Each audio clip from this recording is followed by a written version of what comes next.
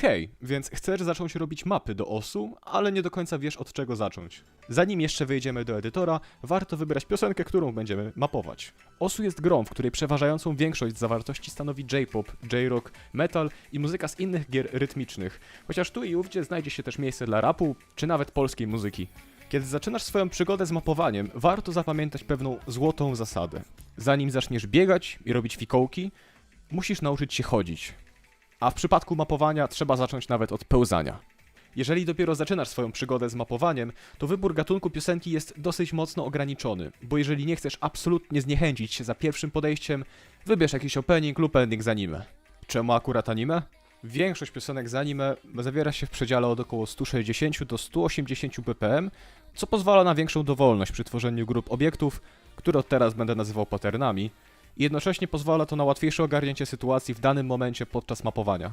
Wielkim plusem anime jest też to, że praktycznie każdy opening lub ending w wersji TV size trwa około 1,5 minuty i jest mocno skoncentrowaną wersją oryginału, co pozwala na stworzenie mapy, która ma swój początek, rozwinięcie i koniec bez zbędnych zapychaczy.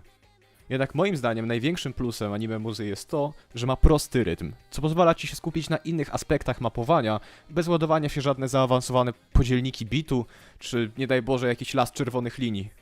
Dlatego polecam na ekranie wyboru piosenki wpisać następującą linijkę i zacząć szukać czegoś, co spodoba nam się pod względem muzycznym. Najlepiej, jeżeli dana mapa jest także rankingowa, bo oznacza to, że na 99% ma poprawnie ustawiony timing. Na potrzeby tego tutorialu zachęcam do pobrania sobie mapy, do której link znajduje się w opisie, bo to na niej będę przedstawiał pozostałe rzeczy związane z edytorem. Po pobraniu otwieramy mapę w edytorze, wchodzimy w plik, otwórz folder z piosenkami i szukamy pliku mp3, który będzie najpewniej miał nazwę piosenki albo po prostu nazywał się audio.mp3. Następnie łapiemy nasz plik i wrzucamy go w OS-u. Gratulacje, właśnie stworzyłeś swój własny set, czyli zestaw poziomów do danej piosenki. Po kliknięciu pokaże się nam ekran z metadanymi, czyli informacjami o piosence. Na razie możemy wypełnić dowolnie te pola, ale ważne, żeby potem zdobyć właściwe metadane. Zanim klikniemy OK, musimy jeszcze jakoś nazwać nasz poziom trudności i jesteśmy w edytorze. Naszym oczom ukazuje się ekran timingu. Ale spokojnie, dzięki temu, że korzystamy z piosenki, która jest już rankingowa, możemy odpowiednie ustawienia timingu po prostu pożyczyć. Warto też wspomnieć, że o ile na początku nikt się nie będzie przejmował tym, że sobie pożyczymy od kogoś plik mp3 i timing, tak potem, jeżeli będziemy chcieli zająć się procesem rankingowania mapy, to przed zrobieniem czegoś takiego, wypada spytać. Aby skopiować timing, musimy wrócić do piosenki, z której pożyczaliśmy ustawienia, wejść w zakładkę timing, kliknąć duży żółty przycisk, potem wejść w zakładkę timing points i skopiować wszystkie te linijki. Polecam Ctrl A i Ctrl C.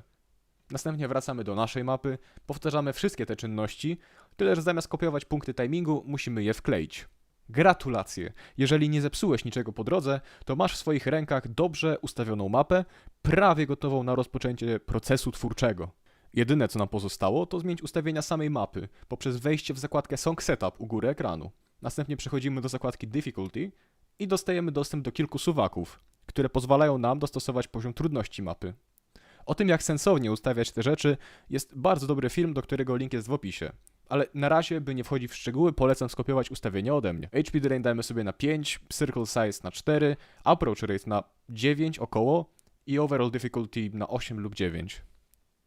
Poza tym w zakładce Timing mamy dostęp do opcji o nazwie Prędkość slidera i też, żeby nie zagłębiać się na razie w szczegóły, polecam ustawić ją na 1.7. Klikamy zakładkę Compose i możemy przejść do mapowania. Po osi czasu, która jest widoczna u góry ekranu, poruszamy się za pomocą kółka u myszki. Za pomocą spacji możemy pauzować lub odpauzowywać muzykę. Po lewej stronie ekranu mamy 4 kwadraty, które pozwalają nam wybrać narzędzie, z którego korzystamy. Ale zamiast klikać je ręcznie, polecam korzystać ze skrótów na klawiaturze. Od 1 do 4. Select. Klikamy lewy przycisk myszy, aby wybrać obiekt. Możemy także przytrzymać go, aby zaznaczyć grupę obiektów. Prawy przycisk myszy usuwa obiekty. Kółko. Aby położyć kółko, klikamy lewy przycisk myszy. Aby usunąć kółko, klikamy prawy przycisk myszy. Slidery. Slidery rozpoczynamy klikając lewy przycisk myszy, a kończymy klikając prawy. Klikając lewy przycisk myszy po rozpoczęciu slidera, jesteśmy w stanie nadawać mu różne kształty poprzez dodanie kotwiczek. Kotwiczki możemy także dodawać i usuwać poprzez kliknięcie na slider z przytrzymanym kontrolem i wybranym narzędziem Select. Kotwiczki mogą być szare i wyginać slider jako krzywą lub czerwone, by stworzyć trochę ostrzejszy kształt. Spinner. Lewe kliknięcie tworzy spinner, prawe kliknięcie usuwa spinner. Jego długość możemy dostosować poprzez rozciąganie go na osi czasu.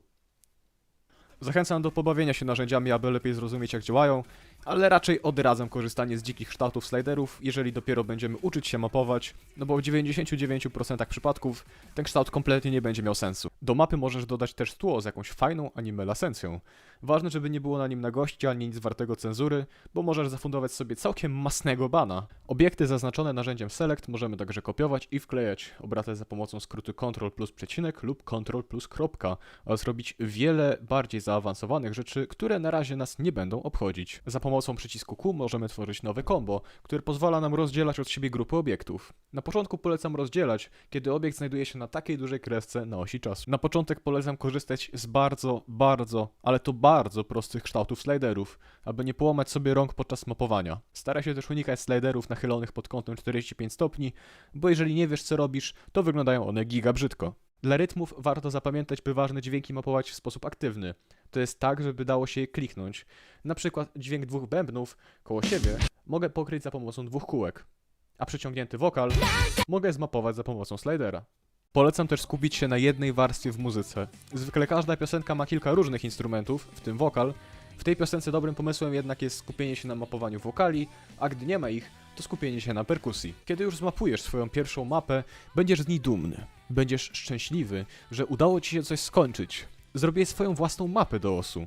Wydaje ci się ona genialna. Ba, myślisz, że może uda ci się ją nawet zrankingować. Nie, padłeś właśnie ofiarą efektu Dunninga-Krugera, a przed tobą jeszcze długa droga, zanim twoja mapa będzie dobra lub w ogóle może nawet grywalna. Ale nie bój żaby, każdy gdzieś zaczynał, tak samo jak i ty. Po skończeniu mapy może wrzucić ją na osu z pomocą skrótu Ctrl plus Shift plus U w edytorze. Po skończeniu mapy przechodzi się do procesu, który nazywa się modowaniem. Modowanie polega na tym, że inni, bardziej doświadczeni maperzy dają ci rady i sugestie, co zmienić, aby mapa stała się lepsza. Wszystko odbywa się na stronie dyskusji mapy, gdzie za pomocą postów maperzy zostawiają swoje sugestie, które zwykle zawierają odnośniki, których kliknięcie przeniesie cię na dany punkt na osi czasu w mapie. Może ci się wydawać, że twoja mapa jest idealna, bezbłędna, podparta żelazną logiką, ale tak na pewno nie jest, a przynajmniej na razie. Dlatego warto na początku zgodzić się właściwie na każdą sugestię, ponieważ na 99% poprawi ona twoją mapę. W szczególności zwracaj uwagę na osoby, które mają już jakieś doświadczenie w mapowaniu, bo ich rady mogą być bezcenne. W tym miejscu jednak zaczynają się schodki, bo aby dostać mody, musisz rzucić swoją mapę do tzw. modding queue, czyli kolejki modowej. Znajduje się ona na forum, gdzie maperzy mogą oferować swoją pomoc, zwykle w języku angielskim. Temat modowania jest długi i obszerny, dlatego zachęcam do dołączenia do mojego Discorda, gdzie można zostawić link do mapy i liczyć na jakieś rady. Jeżeli chodzi o podstawy podstaw, to na razie to tyle. Cześć!